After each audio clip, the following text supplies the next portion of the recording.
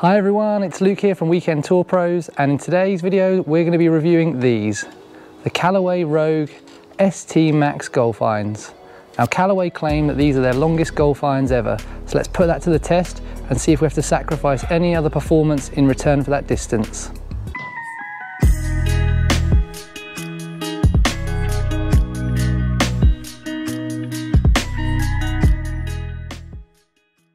Okay, so I've just got down into the fitting bay, and just before I start the review, I just want to give a big special shout out to Portsmouth Golf Centre. If you follow me on my other social media channels, you'll see I give them a shout out a lot. Just want to say thank you to them once again for allowing me to use the fitting bay today to test the clubs. Really appreciate all the support you've been giving me and the channel, so thank you very much to all of the team down there. It's a brilliant place, check them out, I'll put all the links in the description below. So first things first, let's get the club in our hands and talk a little bit about what it looks and feels like. First impressions, looking at it from the back, really smart looking iron. Yeah, really sexy. Love the kind of black and the silver. There's kind of different sort of textures to it. Looks chunky, definitely looks chunky when you look at the sole, but there's something about the way it's kind of slightly curved that doesn't feel as chunky as some of the other irons I've hit. When I put it down at the ball, definitely has a chunky top line. Hopefully I'll be able to show you that on a zoomed in video. If you've watched any of my other videos of some game improvement irons, I recently reviewed, for example, the TaylorMade Stealth irons, which I'll put a link up in the top corner for you. That had a really thick top line. I think on first impressions this might be a little bit thicker. It is quite a chunky top line, but based on kind of that review and what I saw, as much as it maybe wasn't the thing that suited my eye on first impressions, it instantly gave me a lot of confidence, especially as I started to hit shots with it. So very chunky top line, but other than that you can't see anything sticking out the back of the club. So I mentioned kind of it was a chunky sole, but you don't see anything sticking out the back, which is really interesting.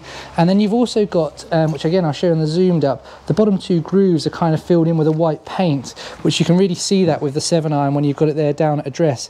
Don't really have an opinion of it, it's just something I haven't seen before on an iron, is kind of a couple of grooves being a different colour at the bottom. But really interested to see how it feels when we start to hit shots. Again, feels like it is just quite a curved, sexy design. Doesn't feel completely square at the bottom. So interested to see how this one performs.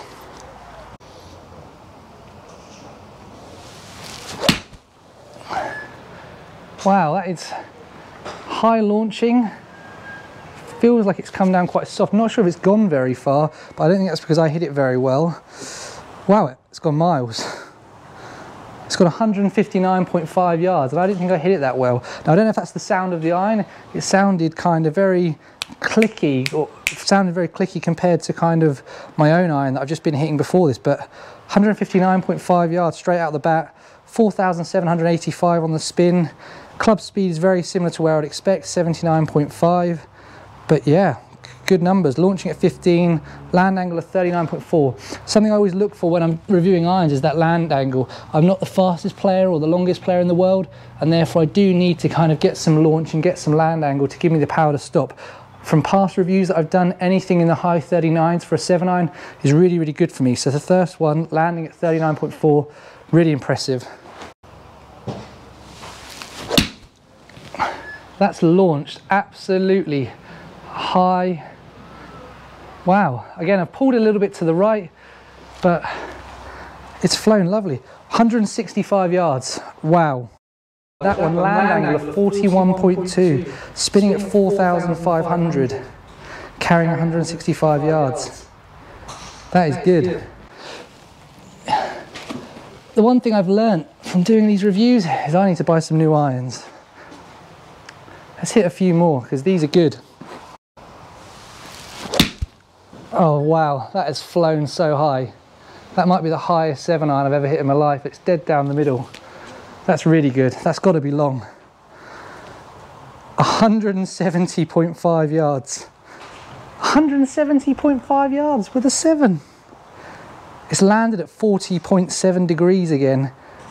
It's spinning at 4.3, so a little bit lower spinning. We'll keep an eye on that. But club speed 80.1 is right there where I am with a 7-iron. This is getting good.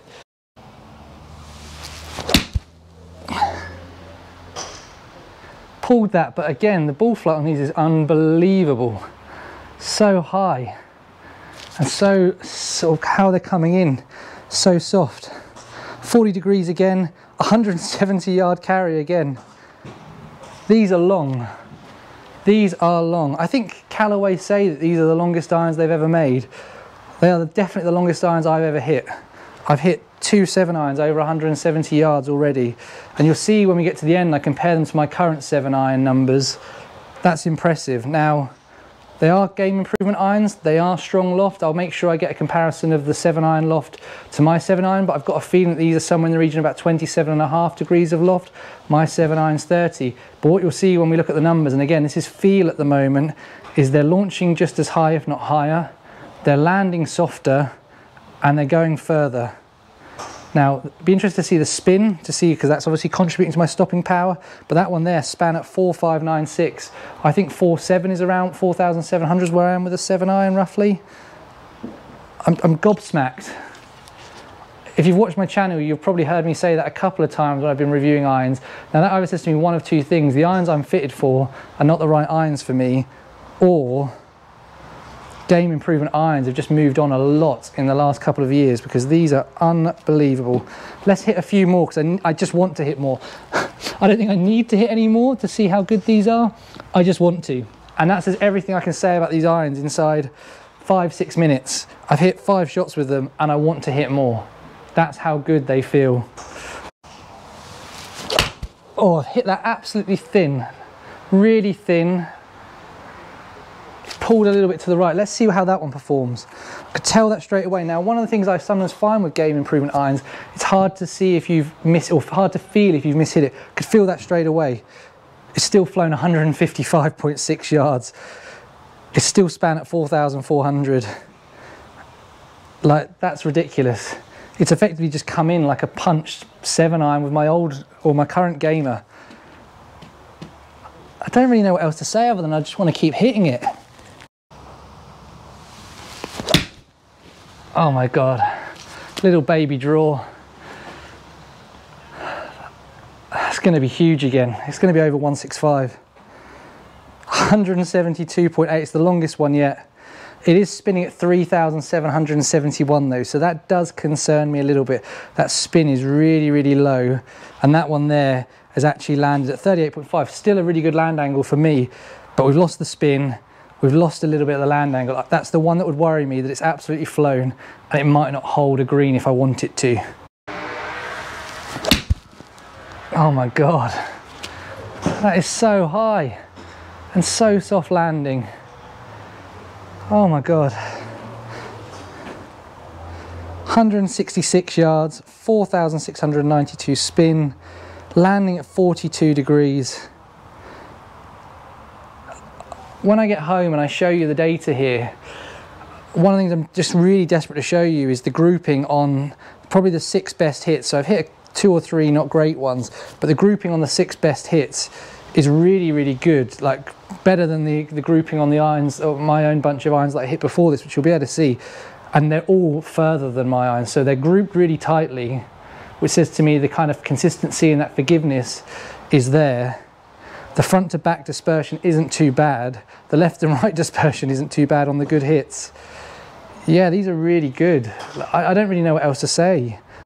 Right, that concludes that part of the video. What I'm going to do now is I'm going to go home, like I've done all the other videos. Let's go through the Trackman data. Let's compare it to the set that I hit on my own club beforehand, my T200.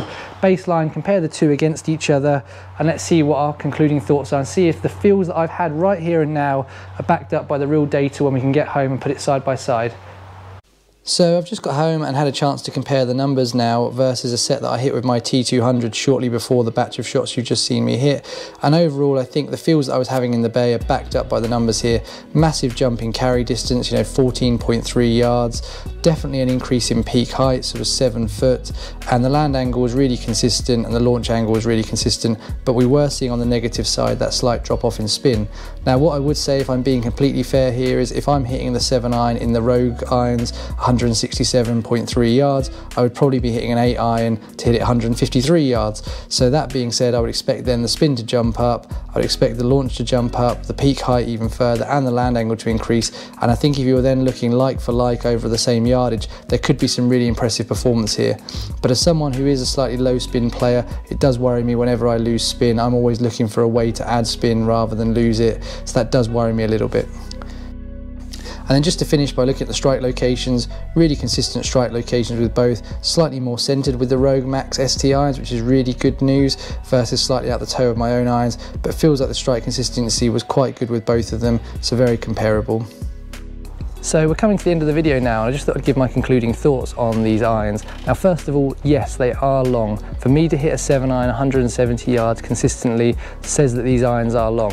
Now the one thing I would say is I was a little bit worried about that drop off in spin, but I guess where I was hitting a 7 iron before, I would just now be hitting an 8 iron, and I'd be getting that extra peak height, hopefully that extra descent angle, and therefore that would kind of get rid of any kind of concerns that I've got about kind of those low spins.